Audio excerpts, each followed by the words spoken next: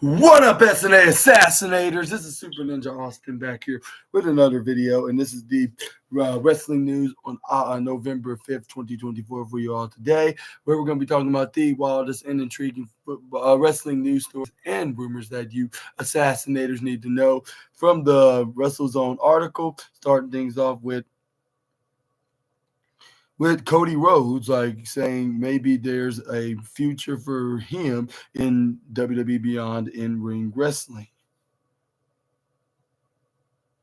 And it says right here,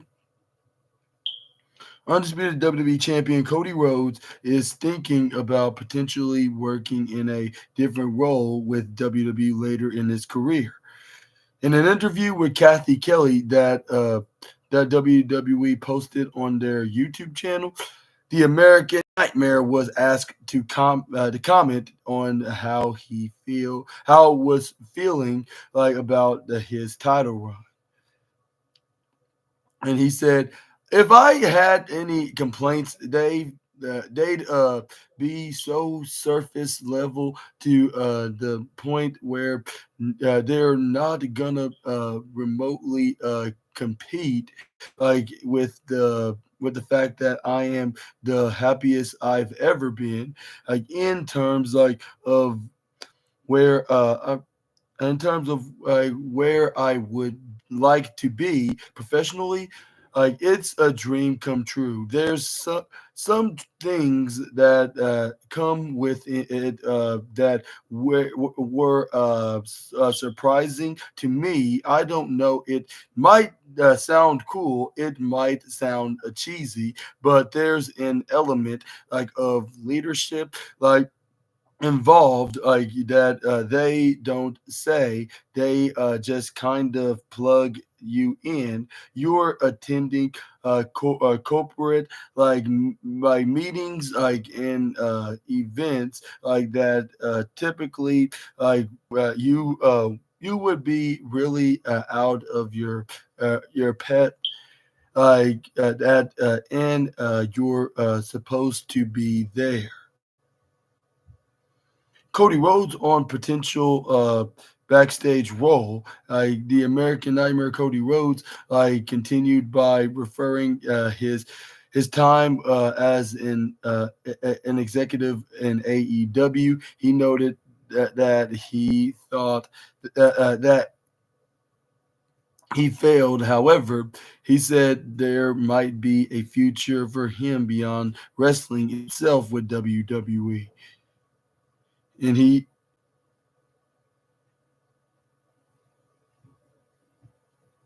And it says he added, that's something that I would say have actually really excited me, because in the past, I felt like when I had a leadership role in wrestling, I didn't do well with it, like feel like I failed with it, but I knew why perhaps I failed like with it. Like, so this has been an opportunity to plug back in, like, and maybe there's a future beyond the actual wrestling. I've been thinking about a little later.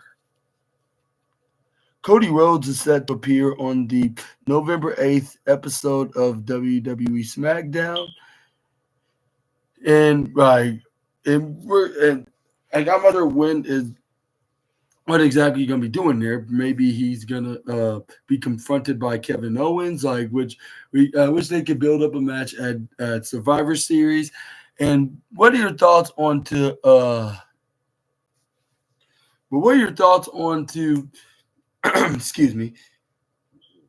What is your opinions on Cody Rhodes? Like what?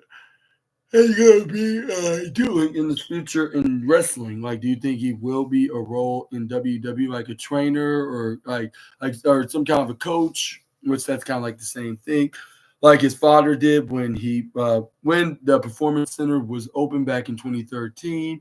Like when he was training the new stars, which I can go down the list, but. But yeah, let me know down in the comment section right down below on what your opinion on to that matter. But But let's move on to the next slide. Let's talk about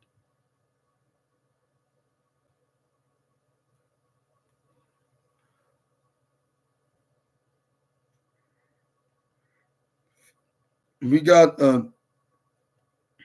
WWE will dedicate an episode of Raw like to celebrate the New Day's 10th year anniversary. So expect all three members will be on a particular episode of Monday Night Raw this month. I'm not sure exactly in particular, but we're gonna get into this right here, right now. With the New Day will mark a major milestone, like with a celebration on November 28th, which that's probably the post-show Raw after Survivor Series. Like which is 2014 when Kofi Kingston, Xavier Woods, and Big E made their in-ring debut as a trio, officially known as the New Day, on WWE SmackDown. Fast forward to 2024, the the uh, the New Day will soon mark their 10th year anniversary. As such, WWE Raw General Manager Adam Pearce plans to celebrate and dedicate an upcoming episode of the Red Brand to the New Day. And Pierce informed Kingston of this plan forward this week's episode of Raw. This year is 10 years as New Day. It's time to celebrate, man. It's time to celebrate, man. Adam Pierce started off into letting Kofi know this. And again, you guys are one of the most declared tag teams in WWE history. Because of that, if it's cool with guys, I actually wanted to dedicate a special episode of Raw to celebrating you, in entire episode. I wish Woods. I wish Woods was here to talk about it too. If it's cool with you guys, and while Kingston agreed, to Pierce proposition, while acknowledging that he and Woods have had hit a rough patch, recently. Looking ahead, tough, tough Kingston, though I'm talking about ahead, though Kingston believes their anniversary will be them back on the same page. Most recently, Woods and Kingston lost to the War Raiders, after which they were seen arguing, once again. This time, with Kingston walking away from Woods. When will the show will take place? The New Day's third member, Big E, has been sidelined from action since the sustained neck injury, in March of 2022. In September 2024, the former WWE champion noted that he was due for more neck scans somewhere between December and March, which would determine if he's healthy enough to return in the ring to the ring. As of now, it is unclear if Big E will at least appear at the celebration. WWE did not announce details on when the themed episode would be taking place. It's worth noting that the group's official on-air debut took place on the November 28th, 2014 episode of Friday Night, or not Friday Night SmackDown. I believe it was it Thursday Night SmackDown or Friday? No, it was Friday. Yeah, on the November 28th episode of Friday Night SmackDown. The trio won a match against Curtis Axel, Heath Slater, and Titus O'Neil. And and it says catch up on everything that went down on Raw here on this link from last night. But I'm gonna skip for now. But I want to ask you this question, like which is two actually questions. First one: do you think Big E is gonna join Kofi and Xavier to celebrate their 10th year anniversary of being a trio team in WWE since 2014? Or do you think that this just going to be Kofi and Xavier Woods? And also, secondly, do you think what if Big E joins them or not? And on this very special episode of the 10th year anniversary New Day theme show, like, do you think Xavier Woods going to finally turn on Kofi, or do you think? Well, what do you think about this? Which I did say before, like if it's been November of 2014 since they started, which I did not really seen them in particular when they very first started. I just heard that they were a trio in 2014 because I didn't really watch that episode in particular at the time. Due to let's say due to some inconvenient purposes. Like, I mean, I was watching WWE at the time, but not as much as I watch it right now. But yeah, at least not at that time, of course, until like I started watching it more often weekly in 2015. Yeah, like again, like from like back. I mean, I watched it like on weekly basis, like back in 2012, 2013. I said at that time, at the end of 2014, I wasn't really watching WWE until the following year, and then 2016, and then 17, and yeah, you can going on until now. But yeah, let me know down in the comment section right down below about like, do you think this is the perfect time? Like, what even if I didn't mention that that's the perfect date that Xavier Woods will turn heel on Kofi. But yeah, I think they should have a huge rivalry. And get them up to WrestleMania. Like, what if it's Big E versus Xavier Woods, or Kofi versus Woods, or even a triple threat match with all three members of the New Day fighting each other, like which this will be the first time that they fought each other as a trio. But moving on forward, we got some Queen of the Ring news as as I don't think it's a but the thing is like it's not like we got some Queen of the Ring news, and I don't think it's tournament from WWE. It said selected for Fort Lauderdale, like for International Film Festival.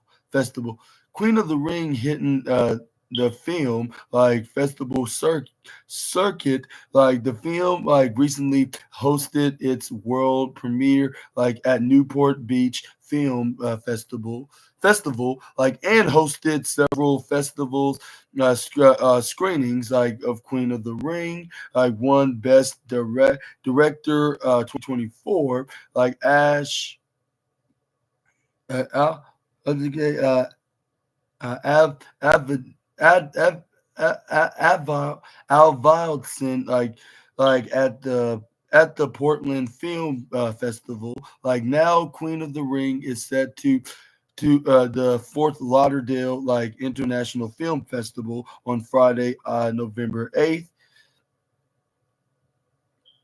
Emmy Emily Bet Rick, records like from Arrow, the Flash stars, like with star like and Queen of the Ring, like Mildred Burke, like Mildred Mill. My other Mildred, it's not mild. It's Mill, like without the D. Have a sound with it, the D with the R with Drit. Mildred Burke, like the film, like transports like fans back like to a time when women's wrestling allowed like and shows the fight that changed the industry forever. Like cast members, Emily Enemy Bet Rickards and Gavin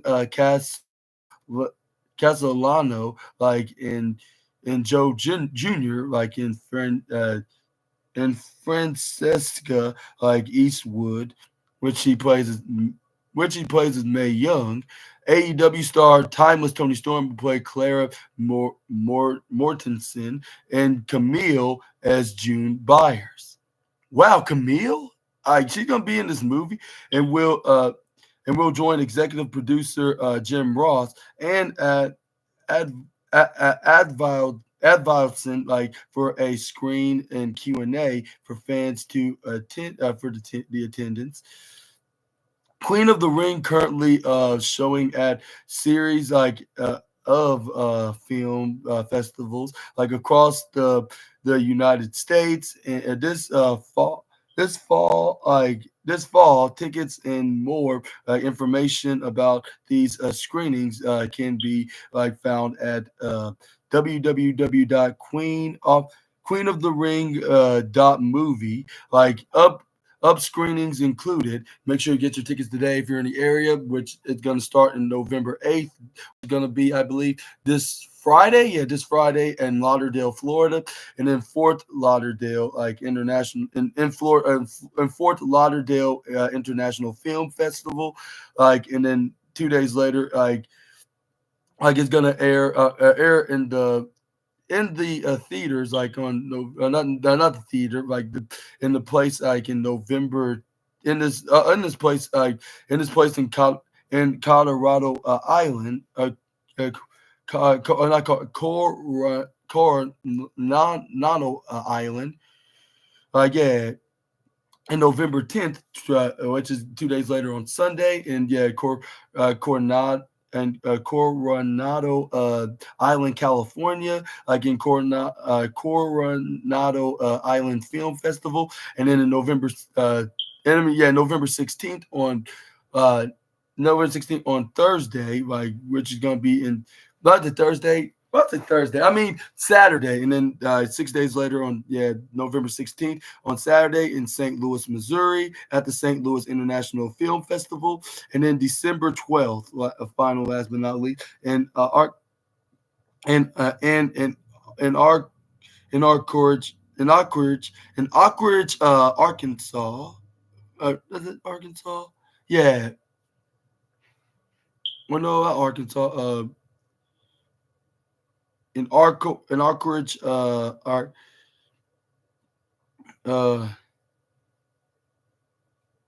Alaska. I think it's Alaska. Yeah, an Anchorage Film Festival. Wow, there's so many cities that have this film festival.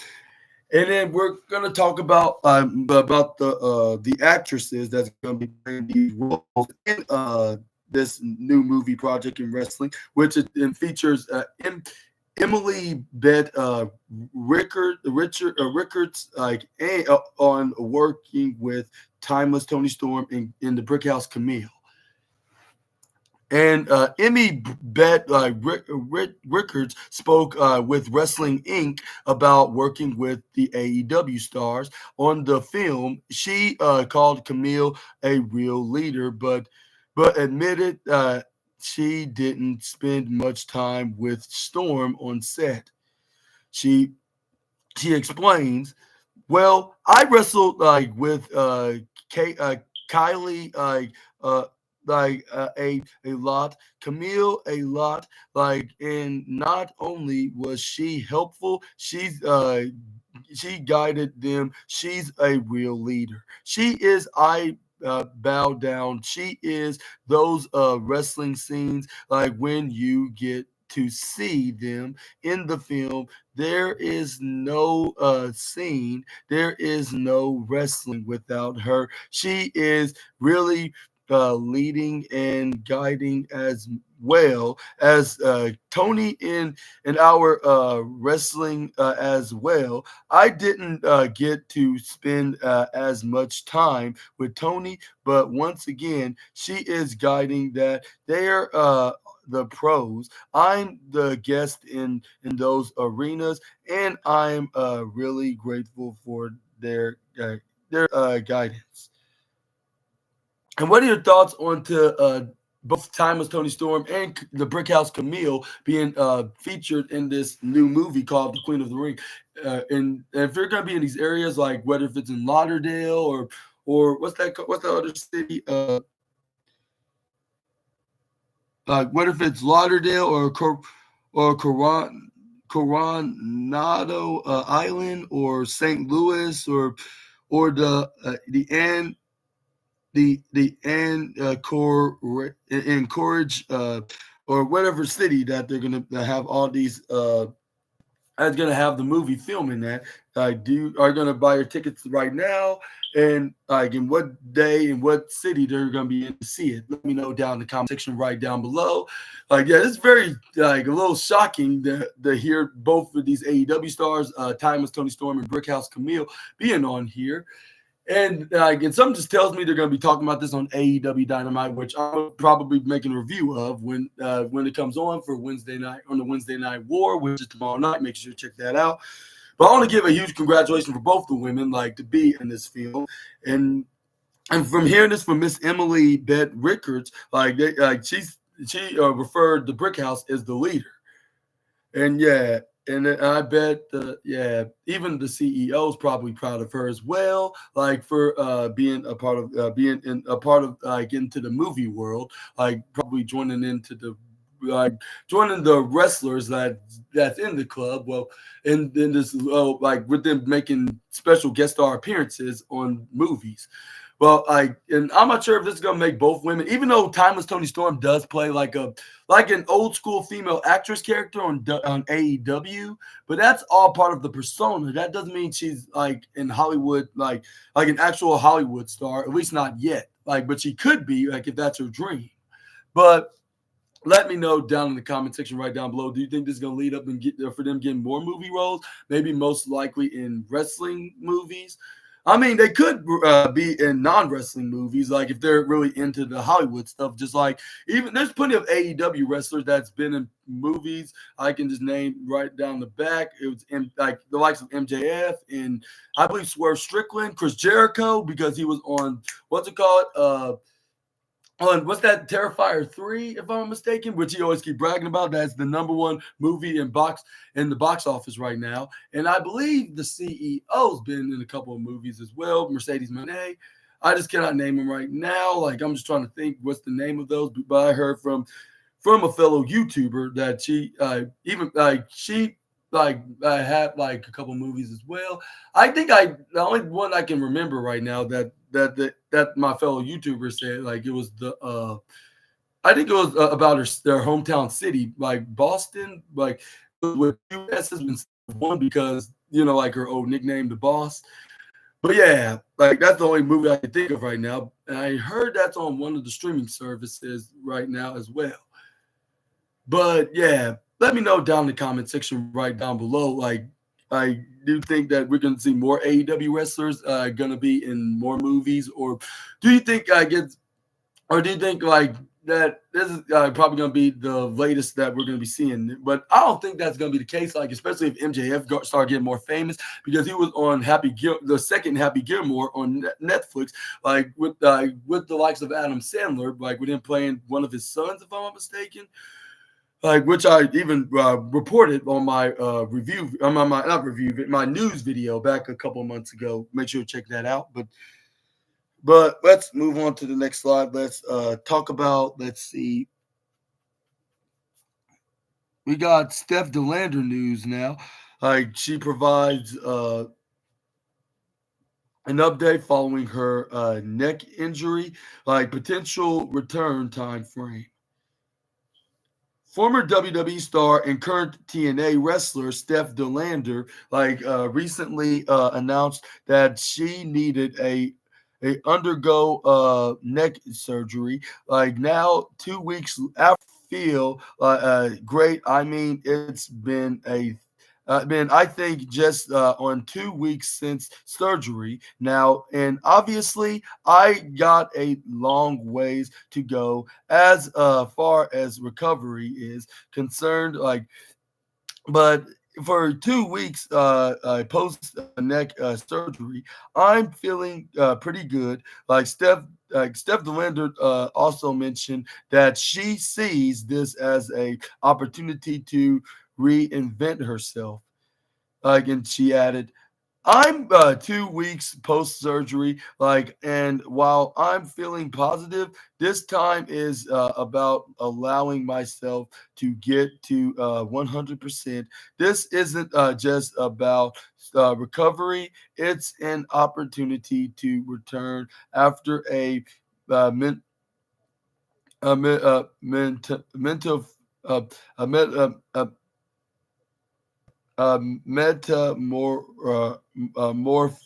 metamorphosis, that's what it's called.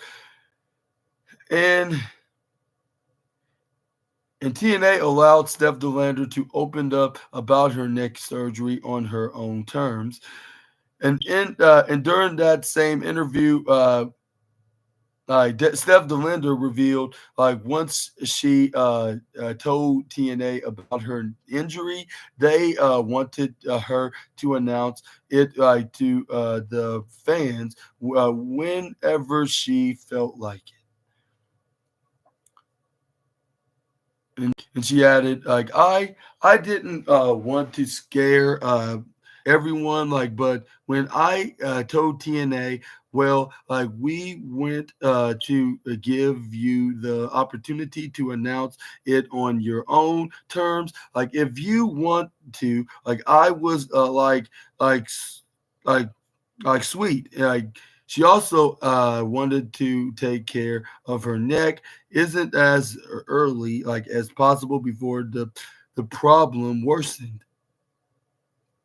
Obviously, injuries can be very very dangerous, but luckily mine's kind of like a per pre preventative, look, you've got this uh, nig- niggling neck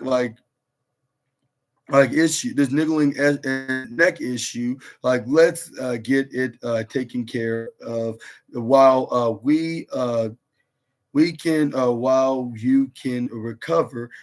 Came back come back from it, be 100% rather than waiting until it gets worse. So I'm feeling good, I'm happy, I did it on the road to recovery. Steph DeLander might not return until March of 2025. And this is what she had said, while finishing up, on the interview, I guess. And that was, I don't know, to be honest. I probably won't be in the ring until March to April, so maybe even later. So I have a lot of time to cook up what I want to do. And when do you think that Steph DeLander will make her return to in-ring action? Do you think it'll be one of these 2 months in the spring of next year, which will be the same time I'm going to be start doing my animation news videos? Let me know down in the comment section right down below. But also, I want to ask you, you assassinators, what I also want to ask you, assassinators, what did you and do you and do you think that she'll be making a name for herself by then, and perhaps probably be the next TNA Knockouts Women's Champion? Only time will tell. It's a possibility, but I'm gonna let you guys decide in the comments. And I wish her a full and fast and speedy recovery on her neck, because that's a very risky injury.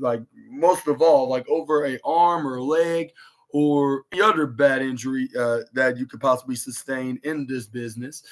But yeah, luckily it didn't seem that bad. It seems like it needs some time to recover, which is probably going to be needed into the next 4 or 5 months, but if not more, of course. But let's uh, let's hope and pray that she does make it and she does not have to wait more longer, because it's no fun to be in the injury list. But I mean, you get some time off, you get some extra time to relax, but you can relax when you're trying to recover.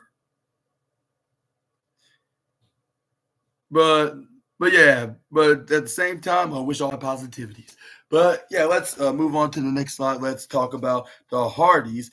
Like with Matt Hardy, thanks fans for supporting the Hardys. Like following their TNA Tag Team title win, and I thought they were going to win another certain tag team championships from another company, perhaps they're partnering with. But it is what it is. But we got the master of the deletion. Like, thanks, like the fans for believing in him and his brother Jeff Hardy. Like, and says they have a lot left to do. And at TNA Bound for Glory, like the Hardys, like most specifically Matt and Jeff, like captured the TNA World Tag Team Championships. Like they won like the full metal mayhem match like for the titles.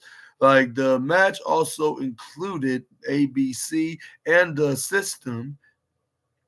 Speaking on his Extreme Life with Matt Hardy podcast, the veteran thanked the fans for their support. He started off with, I just want to thank all the die-hardy, like all the fans, like that supported myself and Jeff, like that have believed in myself and Jeff, that never doubted myself and Jeff, that are following us like with this new opportunity we've been given. Like we both feel like we have a lot left to do. Like we have a lot of cool stuff left to do. Like they we can do to help. Like we can also give back in helping with being in a position they stay relevant. They are a lot of people we can elevate. That there are people we can build. Like there are a lot of things we can do. We still have like fun like and enjoy this, like which was our dream. It was our passion, and we're still able to do it on a very high level. So thank you guys for the people who have supported us and believed in us. And related uh, to uh, to Jeff on winning the TNA tag team titles, like once again, like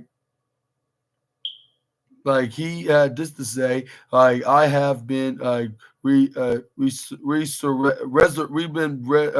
I have been resurrected as a wrestler, like said brother Nero. and And I want to, yeah, give a congratulations if I haven't already gave it to the Hardy Boys, because I heard they recently won like the TNA Tag Team titles. That was actually the same day that what's name sustained that very devastating injury, Chris Bay. And I want to wish him wish him all my well wishes for a full and fast, speedy recovery. Like, and hopefully don't stay in the injury shelf for long. Hopefully, we'll see him back inside the square circle much more sooner rather than later. I'll suggest you guys to do the same. I wish I had like a little I'll say a donation box like to give, like, and I'm gonna start doing that. Like I'm gonna try to find like how to do that, like a little GoFundMe page, for those that are unfortunate, and I'm just gonna donate it directly to them. Like, and I'm gonna have you assassinators, like for those that have something to give, and if you want to give, you can be more welcome to do so. But I would suggest you go to find some donation boxes and start donating to that exact same charity, like which I even have, like which is why with my fellow YouTuber Simon Miller, he's doing one for Chris Bay and the hurricane in Florida, the two hurricane damages from Florida. Like, so I would highly recommend you to go to his channel on Simon Miller 316, if I'm not mistaken. But yeah, but if Simon Miller's watching this, correct me if I'm wrong in the comments down below. But yeah, but go there to donate whatever you have to support the wrestler and the citizens of Florida, like in the southeast of the United States of America. But moving on forward, we got Ricochet news. But before I continue on to ask you the question, how long do you think Matt and Jeff's going to hold on to those TNA tag team titles? And like I said earlier in the beginning of the report, like I was hoping that they were going to win a certain tag team championship on the other company that they're finally partnering with, that they've been competing against like from the past decades. But yeah, it is what it is, I guess you could say. And then as long as they're happy, I'm happy as well. As a Hardy Boys fan for many years, like I'm totally happy for them winning some tag team gold. And it does not matter they're in their late 40s, early 50s doing so. But yeah, like and it's like one thing that I learned from my older friends, like they say age is nothing but a number, and they're right about that. But let's move on to the next slide. We got some Ricochet reflects like on leaving WWE. Like says like signing with AEW was the right decision. I'll say in Ricochet's sake, I believe that was the right thing to do. But anyways, we got the former Triple Crown Mid Card Champion and Speed Champion. Like says he made the right decision. Like in leaving WWE to and coming to AEW. Ricochet spent several years in WWE and won multiple titles during his time in the company, including the WWE Intercontinental Championship, like in the United States, and the North American Champion on NXT, not to mention. Like over the summer, like he left WWE after over the summer, like he left WWE after putting in his notice, like and signed with AEW. He made his debut at AEW All In, like and has been featured like with the company ever since. Like, and speaking on the Inside podcast with Chris Van Vliet, Ricochet was asked like to discuss what became the deciding factor like in the decision to leave WWE and join AEW. The one and only had this to say in response. I got to thinking, okay, what will I be doing in question? Like where will I be in 3 years? And there that where will I be question comes from. And again, like anything can happen. You don't know the circumstances, but you just kind of have to play from your experiences because again, like especially in the wrestling industry, everybody has a different experience. Just from my personal experiences, like and what I feel Ricochet has been like put like through.